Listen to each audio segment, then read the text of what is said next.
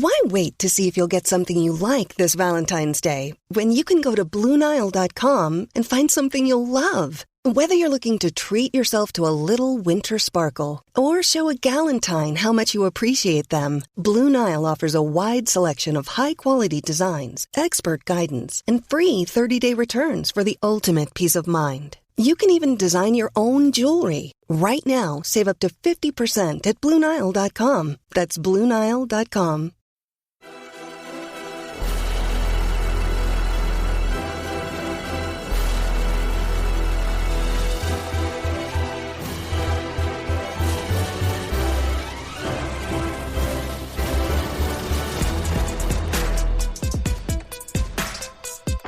American soccer fans, welcome to episode 77 of the Stars and Stripes FC podcast. Donald Wine here, manager of Stars and Stripes FC, your source for all things U.S. national teams, the players that comprise them, and everything else surrounding the game of soccer in America.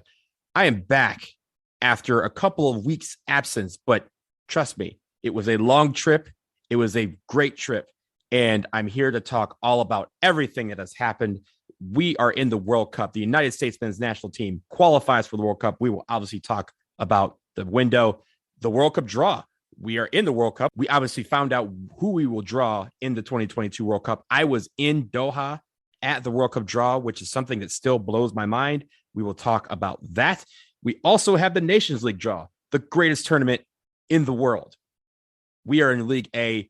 Group D, we defend our title. We find out who we play there. That happened on Monday. We will talk about that after the break. And then also after the break, we will address a rumor of the 2024 Copa America. Let's save that for after the break. But right now, let's talk about the meat.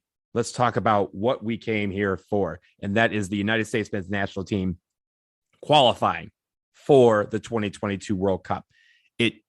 We had some ups and downs. We had some probably nervous people on that final match date in Costa Rica, but we finally get the job done. Despite the loss in Costa Rica, the United States men's national team qualify third.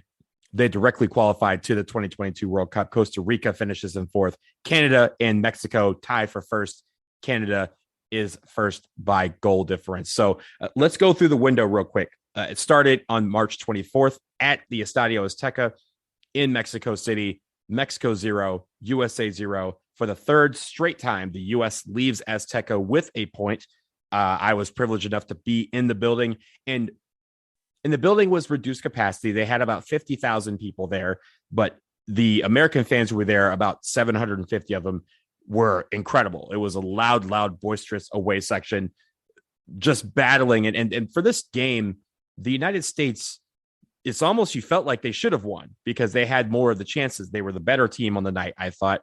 They also had a couple of really good scoring opportunities, one by Christian Pulisic, the other by Jordan Pefok. We had a Maradona-esque run by Gio Reyna that almost resulted in a scoring opportunity, but was just beautiful to watch nonetheless. And the United States really, I thought, held Mexico to do what they wanted. And Mexico was trying to battle in front of their home crowd. They couldn't get a lot of things going. Obviously, they had a couple of scoring chances on their own, but I think the best team on the night was the United States, and to walk out of there with a point was what they wanted. I mean, you obviously want the win, but to leave with a point from Azteca is nothing to be ashamed about. And that takes us to the game in Orlando, which took place on March 27th. That was the game against Panama, the final home qualifier for the United States, and they came out firing from the opening whistle. They got a penalty early. They used that to ride to a 5-1 victory over Panama. That game, in essence, removed Panama from the conversation, and it's the final four: Canada, Mexico, the United States, and Costa Rica. And the United States at that point was all but assured of qualification. They entered that final match day against Costa Rica, needing only to lose by 5. That's right. They had to lose by 5, and they still could have made the World Cup directly. If they lost by 6, they would have been leapfrogged by Costa Rica, and then they would have been in the Interconfederation playoff that takes place in Qatar in June. So they enter that match again. They entered Estadio Azteca. They had never won a World Cup qualifier there. They escaped with a draw. They enter Estadio Nacional, Costa Rica. They have never won on the road there at all. during World Cup qualifying in the United States. They were tight in the first half, and I think the game itself was tight, but they held their own. It was 0-0 at the half, and you felt good about that because, again, escaping with any point would have been fine. Even escaping with a 1-0 loss would have been fine. They came out, and there was a couple of mistakes, and it was really just two mistakes by the United States that led to two goals very quickly in the 51st and the 59th minute by Costa Rica, and that's kind of what made people kind of nervous because we've seen games fall apart at Estadio Nacional or at Saprissa down in San Jose. So, but at that point, the United States was still in, and they still just had to hold, and hold they did. It was it was a game that probably gave a lot of people a lot of anxiety. They were probably pacing. People in the stands probably were trying to check out the scores, but in the end, it was a 2-0 loss for the United States, and it was probably the best 2-0 loss they've ever had because that loss secured their third place standing in the octagonal round, and it secured them a place in the World Cup. So despite the loss, the guys were upset about the loss, but they were able to put that aside and start the celebrations. Fans, American fans, both in Costa Rica, I was in Doha, people around the country were celebrating. Even if we're backing our way in by a loss, that does not matter. The point of playing in the octagonal is one, just to qualify for the World Cup. That's it. It does not matter how you get there. We knew this was going to be a paved road that at times had potholes, ups and downs, valleys, high heavens. It had it all. We had great games. We had terrible games. But in the end, the journey is to get to the World Cup. And they completed that journey. They are now in the World Cup. We look forward to November, and the United States will be there. Incredible moment for just U.S. soccer, for all of us. I mean, again, I was in Cuba in October 2017. I felt proud that I was in Doha watching this team clinch a World Cup spot on my computer while waiting to hear their name called at the World Cup draw. It is exactly the redemption song that we needed. And for all the players, congratulations to the coaching staff, Greg Berhalter and his coaching staff. Congratulations to all of you fans out there. Congratulations. All of you who believed that this could happen, that this can get done, and that the United States can make their way back to the World Cup. This is for all of us. So if you're having a toast while you're listening to this show, please do so and take one for me, because right now I'm just happy that the United States is back in the World Cup.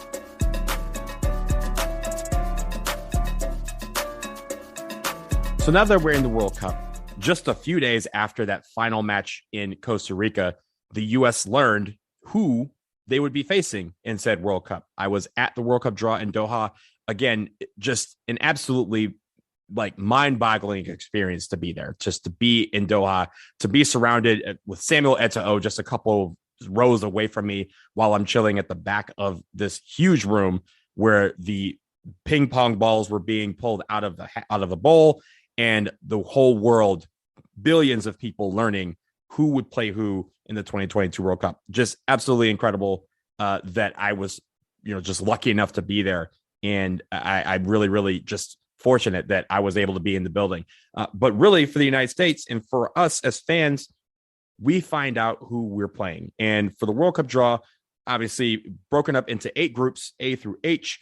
And the United States did not have to wait long to hear their name called. They were in pot 2, and they were selected into Group B. Now, joining them in Group B will be England, Iran, and the winner of the European playoff between Wales, Scotland, and the Ukraine.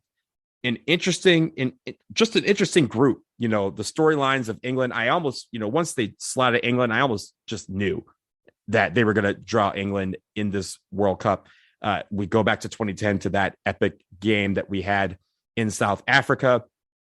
Then you also have Iran, a team we have not faced since 1998 in the World Cup. Of course, that was a loss for the United States back then. They're hoping to right that ship in November. And then either Wales, Scotland, or Ukraine. It'll be interesting to see who comes out of that playoff.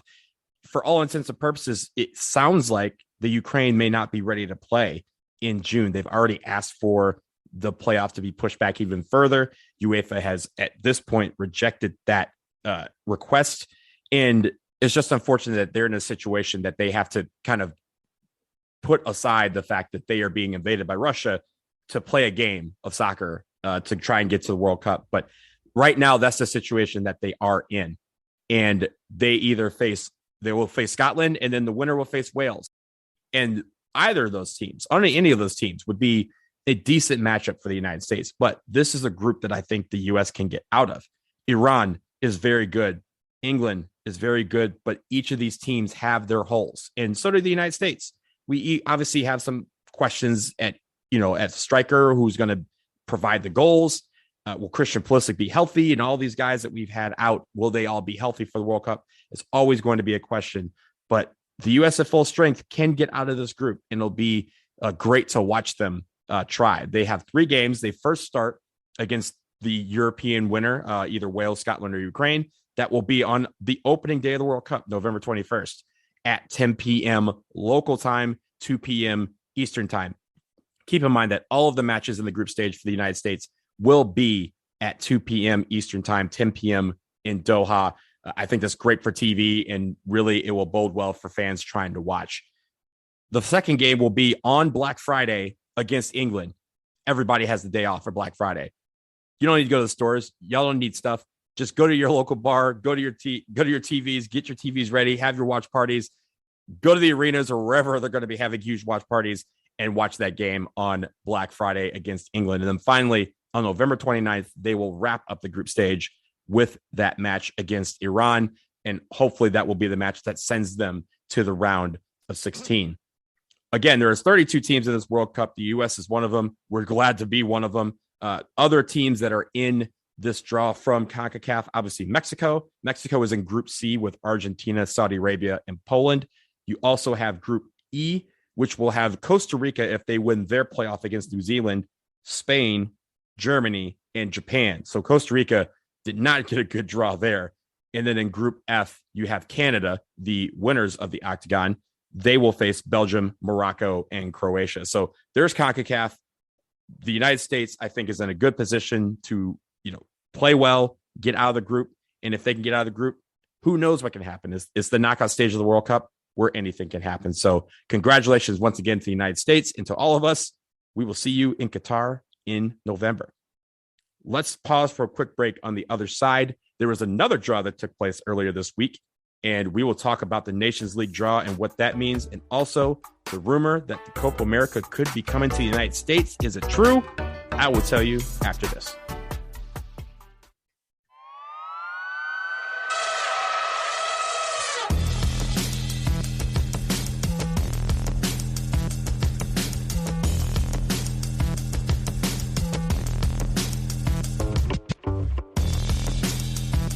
We are back, and my favorite tournament in the world is here. The Nations League is here. It's the most important tournament in the world. It is the biggest tournament. It is the best tournament. It is the awesomest tournament. It has all the vibes. We are so ready for the Nations League, and the draw was this past Monday night in Miami, in a room of what sounded like 3 people. They did this draw to break up all of League A, League B, and League C. Now, the United States, of course, is the defending champion. They're the first champion. They're the only champion, and they're the best champion in the history of this tournament. So we are in League A along with Mexico, and they were drawn into Group D of League A. Joining them will be El Salvador and Grenada. So interesting, because we get to see El Salvador again. We will travel to Estadio Cuscatlán in June. We will also host Grenada in June, right before we head down to San Salvador. And then in March of 2023, we will see the other 2 matches. That will be a road trip to Carini James Stadium in Grenada, followed by a return to the United States to finish up with a home match against El Salvador. So I think it's a group that is a decent draw for the United States. I'll go through the other groups in League A very quickly. Group A was Mexico, Jamaica, and Suriname. Group B is Costa Rica, Panama, and Martinique. And Group C is Canada, Honduras, and Curacao. For the United States, El Salvador, a team that they should beat on the road. They got a 0-0 draw in Cuscatlán last time, but if they play like they are playing, and also they're going to be bringing a lot of the guys that may be featuring in the World Cup, obviously the United States wants to go down and show that they can take care of business against the teams that they need to be taking care of business against, and that is El Salvador. And then also Grenada.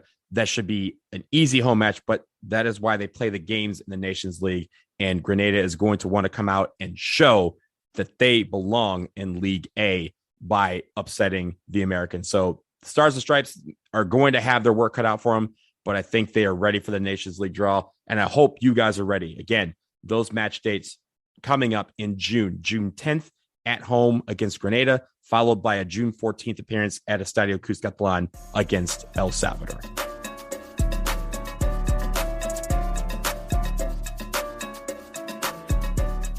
Our last segment is a rumor that I wanted to kind of address and put out there that has come out over the last day or so, and it is about the 2024 Copa America. Now, you're probably wondering why the 2024 Copa America has anything to do with the United States, and the reason is that the report is that the United States is being asked to join for the 2024 Copa America. Obviously, after this fall, the United States will not have World Cup qualifying for 4 years because they will be hosting, along with Mexico and Canada, the 2026 World Cup.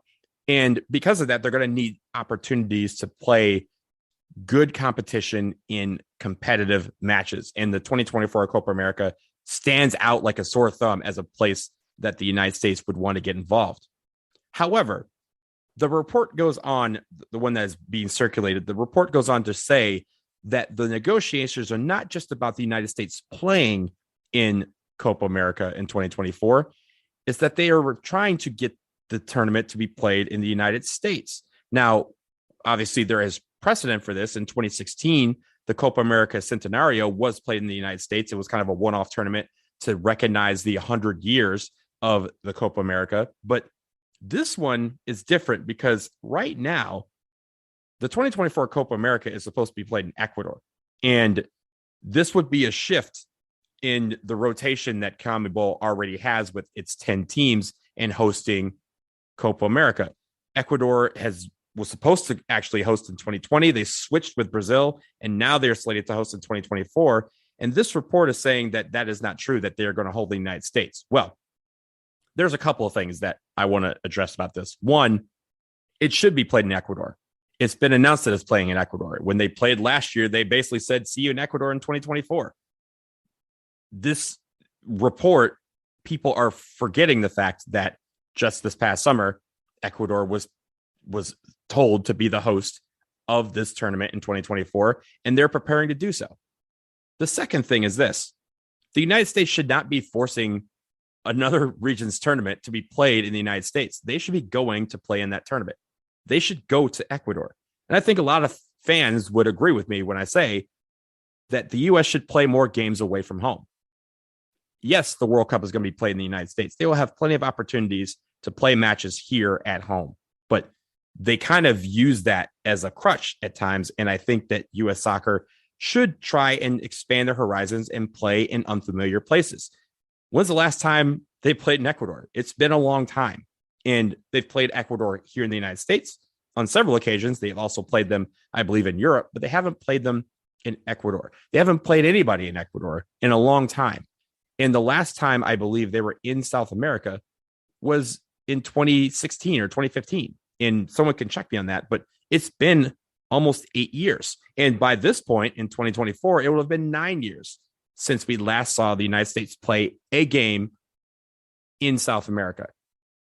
The Copa America needs to stay in South America, and the United States needs to try and travel to be a part of that tournament. I think it'd be a great experience for our players. I think it'd be a great experience for us as fans to travel and see Ecuador and see us play against some of the best competition on this planet. It's arguably one of the best tournaments in the world. It's not Concacaf Nations League, but it's close. But I joke, but I'm serious when I say that the United States should not try to have everything played here in the United States. They need to go on the road. They need to introduce themselves to hostile environments more than they are right now. We can't wait for World Cup qualifying in 2028 for them to go back on the road. They should go seek out some of these battles so they can test their players and make sure that they're ready for the pressure of hosting the World Cup on American soil. They don't get that done by hosting the Copa America here. Yes, they may get the competition. They don't get the added pressure going to Ecuador to face Brazil or Argentina or Colombia or Ecuador, whoever it's going to be. They're going to get that added bonus of having that pressure that they don't get on a regular basis. I think this is what they need to do. They need to go down there, and they don't need to continually negotiate to bring someone else's tournament to our soil. That's not the answer. It may bring in a lot of money, but that's not what we're here for. We're here to prepare this team for the 2026 World Cup, prepare for the honor of being the hosts along with Canada and Mexico. And if we don't go, they can just call Canada or call Mexico and say, why don't you guys come instead? Canada and Mexico aren't going to say, we'll only go if you bring it to Mexico or Canada. Toronto is not trying to host Copa America. They just want to play in it. And I think the United States has to stop trying to negotiate to bring everything here. Let's go down there. Let's do that test. Tests don't have to be done in the classroom at home. They can be done on the streets, on the road. They can be done anywhere. And I think this is a particular test that would be great for us to have. And I think it's better that we do it in South America. That is going to do it for episode 77 of the Stars and Stripes FC podcast. Thank you so much for listening. I know we covered a lot in a short period of time, but we will be back very, very soon. The women are playing this weekend in Columbus and Philadelphia. We will talk about that next week. But until then, keep it locked. Make sure you subscribe, tell your friends, rate, review. We love all of that. And if you have questions for the podcast, SSFC Podcast at gmail.com. Send them there. We will address them on future shows. So until next time, take care.